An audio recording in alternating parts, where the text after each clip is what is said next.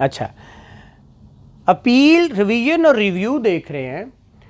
अब हमने ये देखना है कि appeal, review, revision actually CrPC में है कहाँ, और क्रिमिनल में अपील, रिव्यू, रिवीजन का कॉन्सेप्ट है कहाँ, कहाँ लिखा हुआ है। ये आज हमारा टॉपिक, आज यहाँ पे ये टॉपिक है। ठीक है, क्या है जी? एक तो 404 से 431 डील करता है अपील को, और 432 से ऑनवर्ड 439 तक जो है ए तक, वो कौन सा सारा डील करता है? रिवीजन को। ठीक है, और रिव्यू को 369 डील करता है रिव्यू को।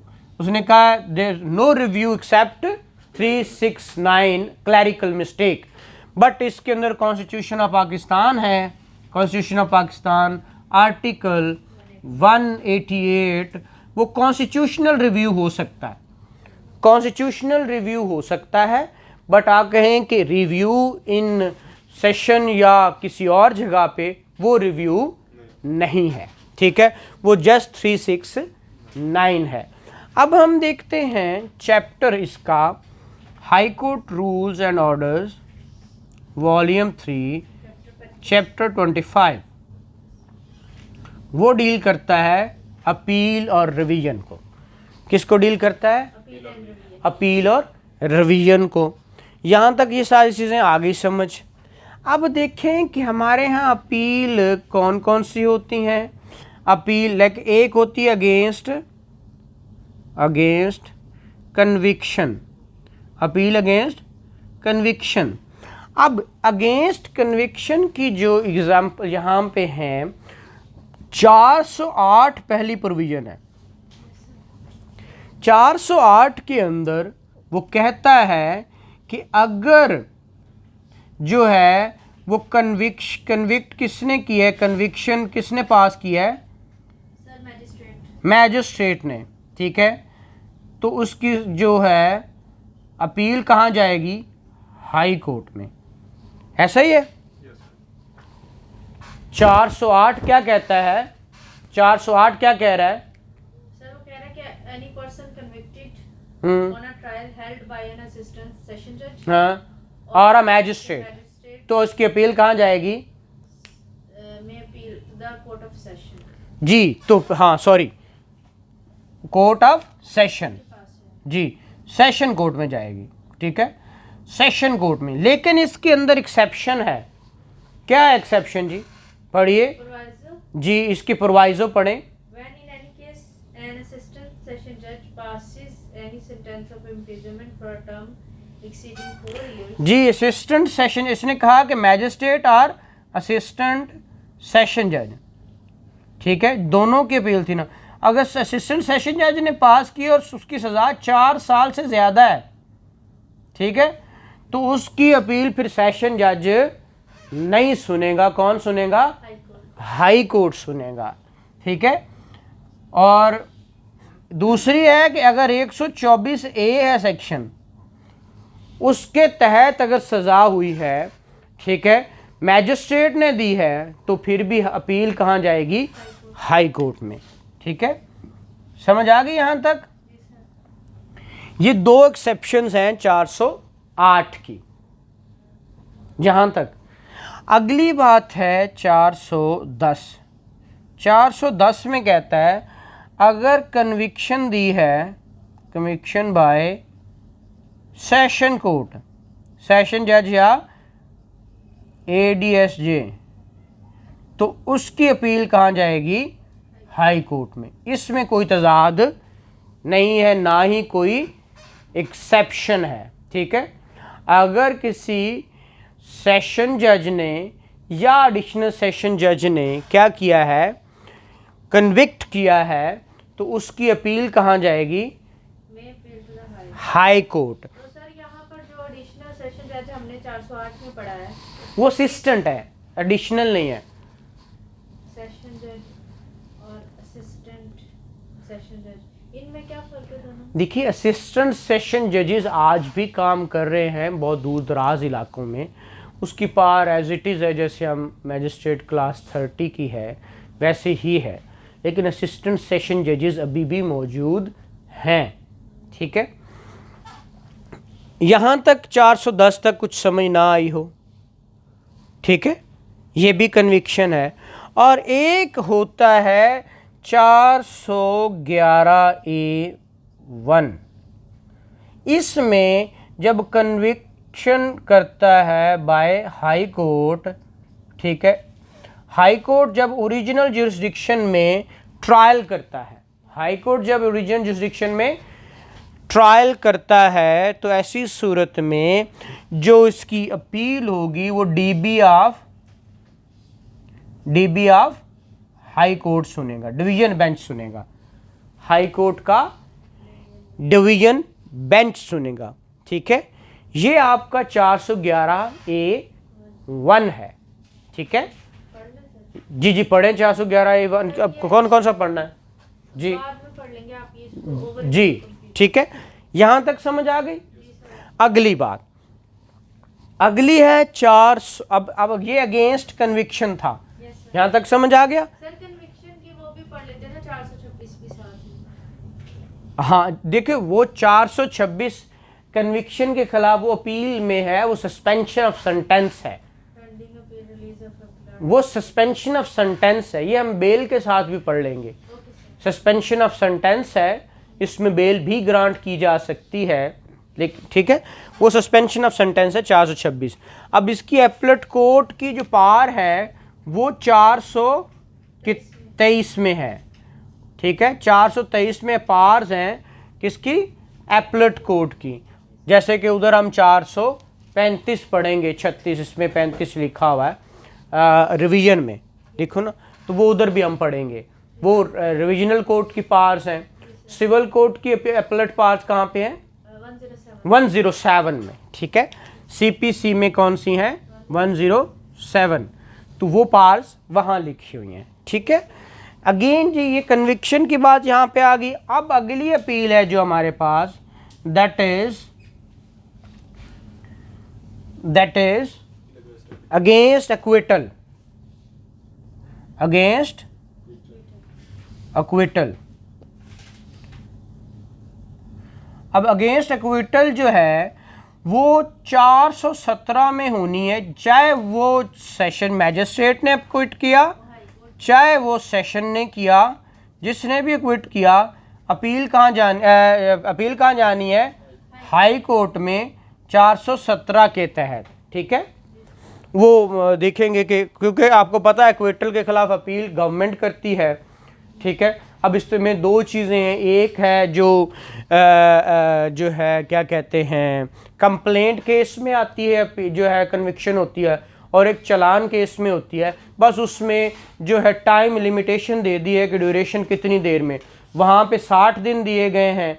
ठीक है, जहाँ पे कंप्लेंट में होगी, और अदरवाइज जो है वो कितने दिए गए हैं? 30 दिन दिए गए हैं। ये 60। ठीक है, 60 डेज दिए गए हैं कि एक्विटल के खिलाफ जो अपील करनी है, और वो लीव टू अपील के थ्रू आएंगे। वो 60 दिन उन्होंने दे दिया है leave to, special leave to appeal के लिए, जो कि 60 डेज है। ठीक है, केस में सर 30 डेज में। हाँ जी 30 डेज में। ठीक है, तो वो चीज़ें यहाँ पे। और अगर तो वो जैसे वुमेन के खिलाफ वाले ऑफेंसेस हैं, तो उनकी अपील के डिसीजन का टाइम भी उन्होंने 6 महीने दे दिया, कि जो 354A वाली बातें हैं, या 376, 76, 77, 77B वाले ऑफेंसेस हैं ना, उनके अंदर जो है, जो एक्विटल के खिलाफ अपील है, ठीक है, appeal against an order of conviction और एक्विटल कोई भी आए, इन दोनों सूरतों में, तो वो आपने 6 महीने के अंदर अंदर डिसाइड करनी है। ठीक है, क्या अभी जो वुमेन के अगेंस्ट ये 2016 में अमेंडमेंट आई थी ना, 417 के लास्ट सेक्शन नंबर 5 में, 417(5) में देखें, An appeal against an order of conviction or acquittal Hmm. under section 354A, अच्छा 376, 376A, 377 shall be decided within 6 months. Ji 6 month में डिसाइड करो। ठीक है, ये यहाँ पे समझ लग गई यहाँ तक? Yes sir. अच्छा, अगली बात है अपील अगेन। अब इसके अंदर एक है, अगर हाई कोर्ट ओरिजिनल जुरिस्डिक्शन में एक्विट कर दे तो फिर वो 411A2 में डीबी सुनेगी, डीबी ऑफ हाई कोर्ट। ठीक है, ओरिजिनल जुरिस्डिक्शन जैसे हमने कन्विक्शन देखी थी वैसे एक्विटल भी तो हो सकता है, तो उसकी अपील हाई कोर्ट में जाएगी और वो कहाँ लिखा हुआ है 411A2 में। ठीक है, यहाँ तक हो गया। अगली बात है जी, एक होती है जेल अपील। क्या होती है? Jail appeal. जो जेल अपील होती है वो सेक्शन 420 के तहत की जाती है और 420 जो है उसमें ये लिखा हुआ है कि एपीलांट जो है अगर वो जेल में है, ठीक है, तो फिर क्या होगा, he may present his petition of appeal and copies accompanying the same to the officer in charge of the jail। जिसको देगा? Officer in charge of jail को। और वो क्या करेगा? Who shall thereupon forward such petition and copies to the proper appellate court. ठीक है, तो वो क्या करेगा? उसको प्रॉपर एपलेट कोर्ट को। और एक होती है अपील अगेंस्ट ऑर्डर्स। ठीक है, ऑर्डर्स जो कि 405, 406 और 406A है, वहाँ पे लिखी हुई है ये अपील। हमने ये ऑर्डर्स के ख़िलाफ़ अपीलें हैं। ठीक है, और इसके अंदर हमने ये देखना है कि 423 में जो इसकी पार्स हैं, पहले आपको पता है जब भी अपील होती है तो अपील में सबसे पहले नोटिस होते हैं। ठीक है, अपील की फॉर्म है, किस फॉर्म में की जाती है पिटिशन ऑफ अपील जो है वो 419 में लिखा हुआ है कि पिटिशन ऑफ अपील राइटिंग किस तरह होनी है, किस तरह लिखी जाएगी। इस तरह high court rules and orders में भी लिखा हुआ है, वो सारी बातें high court rules and orders में लिखी हुई हैं। इसी तरह नोटिस ऑफ अपील 422 में नोटिस होते हैं और उसके बाद फिर पार 623 में है। समरी डिस्पोजल 419-20 में जो आएगी ना बात लिखी आएगी। ठीक है, पहले 418 में किन मैटर में अपील एडमिट हो सकती है। ठीक है, matter admissible, appeal on what matter admissible. उसने कहा है एन अपील में lie on the matter of fact as well as matter of law. ठीक है, the alleged severity of the sentence shall for the purpose of this section be deemed to be matter of law। ये matter of law समझा जी, severity। Okay sir. ठीक है, क्योंकि समझ जनाब इसमें सजा बनती थी 1 साल, इसने 5 क्यों दे दी? severity मतलब उसकी वो जो हमने स्टैंडर्ड्स पढ़े थे 19 में, severity ऑफ सेंटेंस की बात हो रही। सेवेरिटी का मतलब यहाँ वो क्या ले रहा है? severity ऑफ सेंटेंस है कि स्वे सेंटेंस दे दी गई है। वही मैं कह रही हूँ 1 साल 2 साल देनी थी, 4 साल दे दी, सिंपल होने से रिग्रेस कर दी, अब स्वेयर पनिशमेंट की तरफ चले गए। सर वो जो मैं बोल रही हूँ कि जो हमने चैप्टर 19 पढ़ा था कि जब भी कोर्ट सजाएं देंगी, हाँ, तो वो ये पैरामीटर्स को मद्देनजर, हाँ, वो तो चैप्टर 19 में है ना, सेंटेंस का चैप्टर है ना। वो उसी से रिलेट डेफिनेटली, बिल्कुल सही कह रहे हैं आप। Chapter 19 high court rules and orders court की ये ड्यूटी है कि वो ये देखे, बिल्कुल बिल्कुल बिल्कुल सही कह रहे हैं। ठीक है, ये था जी आपका ओवरव्यू है किसका? अपील का। फिर वो जजमेंट ऑफ सबऑर्डिनेट कोर्ट्स है, वो जजमेंट ओरिजिनल जुरिस्डिक्शन में वो अप्लाई होती हैं। फिर इसी तरह ऑर्डर बाय हाई कोर्ट और appeal to be certified to the lower court, जो हाई कोर्ट का है वो सर्टिफाई करके लोअर कोर्ट को भेजा जाता है। 26 में सस्पेंशन है, वो हमने अभी जो है देखनी है। 27 में अपील के अंदर arrest of accused in appeal from acquittal, जो क्विटल है, अपील हुई है तो कोर्ट समझता है कि इसको 411A2 जो हमने पढ़ा है अक्विटल हुआ है या 417 में, तो हाई कोर्ट क्या कर सकता है? इशू वारंट कर सकता है, डायरेक्ट करके उसको पकड़वा सकता है। ठीक है, और एडिशनल एविडेंस जो है 428-29 है, जो आपको पता होनी चाहिए। इसकी exclusive powers of appellate courts, हाँ, वो 428 में बताई गई हैं। ठीक है, एविडेंस ले सकता है। हाँ, एडिशनल एविडेंस आ सकती है। ठीक है, 28 के अंदर वो एडिशनल एविडेंस की फर्दर एविडेंस इसको हम कहते हैं। तो सर कोर्ट ये जिसने ट्रायल कोर्ट को भी ऑर्डर डायरेक्शंस दे सकती है कि इस पे एविडेंस, जी जी, वो ट्रायल कोर्ट को ही देती है ज़्यादातर तो। सही है सर। ठीक है, और इस तरह 29 में लिखा अगर इक्वली डिवाइडेड हो गए तो जैसे जजमेंट कैसे आनी है। ठीक है, और finality of orders on appeal है कि फाइनल हो गए तो वो फाइनल हो गया। फिर वो क्या कहते हैं, अभी एक प्रिंसिपल होता है। ठीक है, क्या प्रिंसिपल ऑफ, उसको क्या कहते हैं? Double innocence. ठीक है, वो इनोसेंस, डबल इनोसेंस क्या होती है? वो होती है कि जिस वक्त इंसान अक्विट हो जाता है, नीचे वाली कोर्ट कर देती है, तो उसको कहते हैं प्रिंसिपल ऑफ डबल इनोसेंस। उसका मतलब ये होता है कि accused is always innocent in the eye of law. तो पहले इनोसेंट था, जिस वक्त उसको अक्विट कर दिया तो meaning thereby double innocent हो गया। तो ये प्रिंसिपल ऑफ, सर ये 417 में हो रहा है ना कोई? जी 411A2 में भी हो रहा है, 17 में भी हो रहा है और A2 में भी हो रहा है। ये आपने फाइनलिटी ऑफ ऑर्डर्स के ये 430 पढ़ा है ना, ये क्यों बात की है आपने? क्या वो ऑर्डर फाइनल होगा ना। अच्छा। Judgment and order pass by the appellate court upon appeal shall be final except in the provided for in section 417 and वो लिखा हुआ जो चैप्टर की बात करें। और ये 411A2 में या 17 में अपील आई हुई है और वो बंदा ही मर गया, तो फिर क्या होगा, अपील डेथ जब हो जाती है अक्यूज की, तो फिर वो क्या होता है, जो अपील है वो अबेट हो जाती है, ख़त्म हो जाती है, ठीक है। लेकिन फाइन अबेट नहीं होता, वो उसकी प्रॉपर्टी में से लिया जाता है।